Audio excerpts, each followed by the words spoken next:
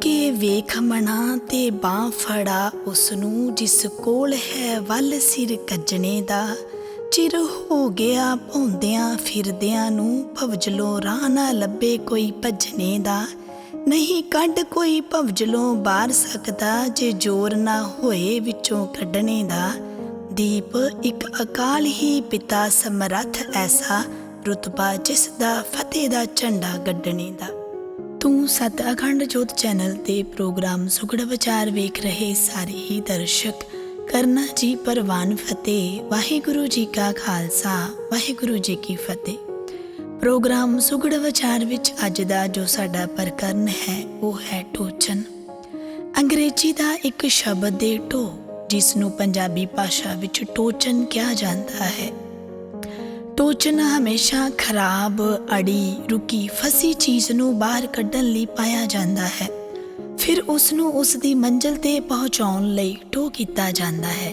To ਕਰਨ ਤੋਂ ਪਹਿਲਾਂ ਉਸ ਟੋਚਨ ਦਾ ਨਿਰੀਖਣ ਕਰ ਇੱਕ ਜਾਂਚ ਪੜਤਾਲ ਕੀਤੀ ਜਾਂਦੀ ਹੈ ਕਿ ਕੀ ਇਹ ਇੰਨੀ ਸ਼ਮਤਾ, ਇੰਨੀ ਜਾਣ ਰੱਖਦਾ ਹੈ ਕਿ ਸਫ਼ਰ ਤੈਅ ਕਰਾ ਫਸੇ ਵਾਹਨ ਨੂੰ ਉਸ ਦੀ ਮੰਜ਼ਿਲ 'ਤੇ ਪਹੁੰਚਾ ਸਕੇ।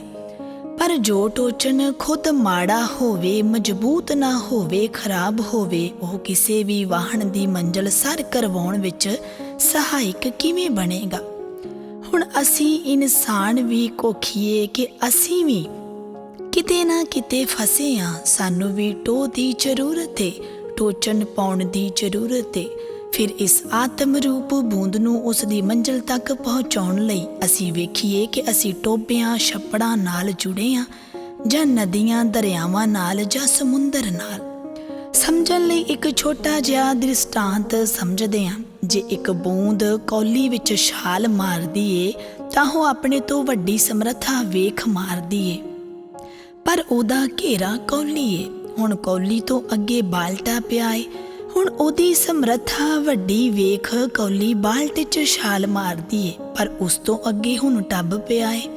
ਬਾਲਟਾ ਵੱਡੀ ਸਮਰੱਥਾ ਜਾਣ ਟੱਬ ਵਿੱਚ ਛਾਲ ਮਾਰ ਦੇਵੇ ਤਾਂ ਵੀ ਹੋਵੇਗਾ ਕਿ ਇਹ ਸਭ ਉਪਰੋਕਤ ਸਰੋਤ ਖਲੋਤੇ ਨੇ, ਤੁਰਦੇ ਨਹੀਂ। ਇਹਨਾਂ ਦੀ ਆਪਣੀ ਸਮਰੱਥਾ ਮੁਤਾਬਕ ਘੇਰਾ ਦਾਇਰਾ ਹੈ। ਆਪਣੇ ਘੇਰੇ ਤੋਂ ਬਾਹਰ ਇਹ ਸਾਨੂੰ ਕਿਤੇ ਪਹੁੰਚਾ ਨਹੀਂ ਸਕਦੇ। ਪਰ ਮੰਜ਼ਿਲ 'ਤੇ ਹਾਣੀ ਬਣਨ ਲਈ ਸਾਨੂੰ ਚੱਲਦੇ ਸਰੋਤ ਦੀ ਜ਼ਰੂਰਤ ਹੈ, ਕਿਉਂਕਿ ਜੇ ਖਲੋਤੀ ਚੀਜ਼ ਮਗਰ ਟੋ ਕਰਕੇ ਬੈਠੇ ਰਹਾਂਗੇ ਕਿ ਇਹਨੇ ਸਾਨੂੰ ਖਿੱਚ ਕੇ ਖੜਨਾ ਏ, ਪਰ ਜਿਹੜਾ ਆਪ ਹੀ ਤੁਰਨ ਦੀ ਸਮਰੱਥਾ ਨਹੀਂ ਰੱਖਦਾ ਉਹ ਸਾਨੂੰ ਕੀ ਤੋਰੇਗਾ, ਉਹ ਸਾਨੂੰ ਕਿੱਥੇ ਖੜੇਗਾ। ਇਹਦਾ ਮਤਲਬ ਜੇ ਖੁਦ ਨਹੀਂ ਚੱਲਣ ਡਿਆ, ਉਸ ਵਿੱਚ ਕੋਈ ਖਰਾਬੀ ਏ, ਉਸ ਨੂੰ ਖੁਦ ਟੋ ਦੀ ਜ਼ਰੂਰਤ ਏ। ਹੋ ਸਕਦਾ ਏ ਉਹਨੇ ਵੀ ਕਿਸੇ ਤੇ ਆਸ ਰੱਖੀ ਹੋਵੇ ਤੇ ਆਪਣੀ ਜ਼ਹਿਨੀਅਤ ਤੋਂ ਕੰਮ ਲੈਂਦੇ ਹੋਏ ਵਾਚੀਏ ਕਿ ਆਸਾਂ ਵਾਲਿਆਂ ਤੋਂ ਆਸ ਨਹੀਂ ਰੱਖੀ ਦੀ, ਆਸਾਂ ਪੂਰੀਆਂ ਕਰਨ ਵਾਲੇ ਤੇ ਆਸ ਰੱਖੀ ਦੀ ਏ, ਭਾਵ ਕਿ ਮੂਲ ਮਾਲਕ ਸਤਿ ਸ੍ਰੀ ਅਕਾਲ ਪੁਰਖ ਪਿਤਾ ਜੀ ਤੇ। ਹੁਣ ਜਿਨ੍ਹਾਂ ਨਾਲ ਅਸੀਂ ਟੋ ਕਰਦੇ ਹਾਂ, ਜਿਹੜਾ ਅਸੀਂ ਟੋਚਨ ਪਾਉਂਦੇ ਹਾਂ, ਤਾਂ ਸਾਡੇ ਹਾਵ ਭਾਵ ਇਹੀ ਜ਼ਾਹਿਰ ਕਰਦੇ ਨੇ ਕਿ ਅਸੀਂ ਤੇਰਾ ਪੱਲਾ ਫੜਿਆ ਏ, ਪਾਰ ਵੀ ਸਾਨੂੰ ਤੂੰ ਹੀ ਲੰਘਾਏਂਗਾ। ਜੇ ਉਹ ਆਪ ਖੁਦ ਖਲੋਤਾ ਏ, ਖੁਦ ਅਧੂਰਾ ਏ, ਤਾਂ ਸਾਨੂੰ ਪਾਰ ਕਿਵੇਂ ਲੰਘਾਏਗਾ। ਹੁਣ ਬੂੰਦ ਦੀ ਲਾਇਕੀ ਪਤਾ ਕੀ ਬਣਦੀ ਏ, ਭਾਵੇਂ ਨਹਿਰ 'ਚ ਡਿੱਗੇ ਤੇ ਭਾਵੇਂ ਨਦੀ 'ਚ, ਪਰ ਡਿੱਗੇ ਚੱਲਦੀ ਚੀਜ਼ 'ਚ। ਜੋ ਖੁਦ ਚੱਲਦਾ ਪਿਆ ਏ, ਜਿਹੜਾ ਚਾਲਕ ਆ, ਤੇ ਚਾਲਕ ਤੋਂ ਅੱਗੇ ਹੁੰਦਾ ਸੰਚਾਲਕ, ਜੋ ਸਾਰੀ ਚਾਲ ਦਾ ਸੰਚਾਲਕ ਏ, ਜਿਸ ਦੇ ਹਕੂਕ ਥੱਲੇ ਸਾਰੀ ਚਾਲ ਚੱਲਦੀ ਏ। ਤੇ ਜੇ ਚਾਲਕ ਉਹਦੇ ਨਾਲ ਜੁੜਿਆ ਏ, ਫਿਰ ਉਹਦੀ ਚਾਲ ਨਾਲ ਚੱਲਣਾ ਲਾਇਕੀ ਏ। ਹੁਣ ਸੋਚਣ ਵਾਲੀ ਗੱਲ ਆ ਕਿ ਟ੍ਰੇਨ ਵਿੱਚ ਅਸੀਂ ਕਿਸੇ ਬੰਦੇ ਦੀ ਬਾਂਹ ਫੜ ਲਈਏ ਕਿ ਮੈਂ ਸਿਰਫ ਤੇਰੇ ਸਹਾਰੇ ਸਫ਼ਰ ਤੈਅ ਕਰਦਾ ਪਿਆ ਹਾਂ, ਪਰ ਬੰਦਾ ਥੋੜਾ ਖਿੱਚ ਕੇ ਖੜਦਾ ਪਿਆ ਏ, ਖੜਨ ਤੇ ਡੱਬਾ ਡਿਆ ਏ, ਤੇ ਡੱਬਾ ਕਿਸ ਦੇ ਆਸਰੇ ਚੱਲਦਾ ਪਿਆ ਏ, ਸਿਰਫ ਇੰਜਣ ਦੇ ਆਸਰੇ।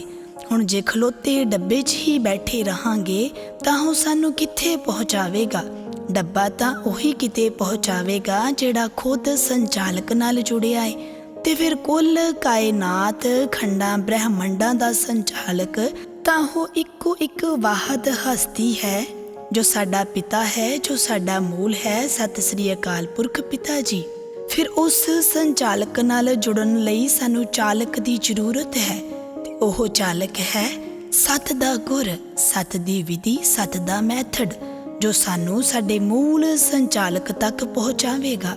ਤਾਂ ਹੀ ਤਾਂ ਪੰਚਮ ਪਾਤਸ਼ਾਹ ਜਿਸ ਕੋਲ ਸੱਤ ਦੀ ਵਿਧੀ, ਸੱਤ ਦਾ ਗੁਰ ਹੈ, ਉਸ ਨੂੰ ਇੰਨੀ ਵੱਡੀ ਪਦਵੀ ਨਾਲ ਨਿਵਾਜਦੇ ਪਏ ਨੇ ਕਿ ਸਤ ਪੁਰਖ ਜਿਨ ਜਾਣਿਆ ਸਤਿਗੁਰ ਤਿਸ ਕਾ ਨਾਉ, ਕਿ ਜੋ ਸਦਾ ਥਿਰ ਤੇ ਵਿਆਪਕ ਪ੍ਰਭੂ ਨੂੰ ਜਾਣ ਲੈਂਦਾ ਹੈ ਉਸ ਦਾ ਨਾਮ ਸਤਿਗੁਰ ਹੈ। ਫਿਰ ਸੱਤ ਦਾ ਗੁਰ, ਵਿਧੀ, ਮੈਥਡ ਸਾਡੇ ਇਨਸਾਨਾਂ ਲਈ ਐਸਾ ਸੇਫਟੀ ਕਵਚ ਏ ਕਿ ਸਾਨੂੰ ਸਭ ਨੂੰ ਮਾਇਆਵੀ ਅਗਨ ਦੀ ਤਪਸ਼ ਦੇ ਸੇਕ ਤੋਂ ਬਚਾ ਸਾਨੂੰ ਸਾਡੀ ਮੰਜ਼ਿਲ ਤੱਕ ਪਹੁੰਚਾਵਨਾ ਕਰਦਾ ਏ।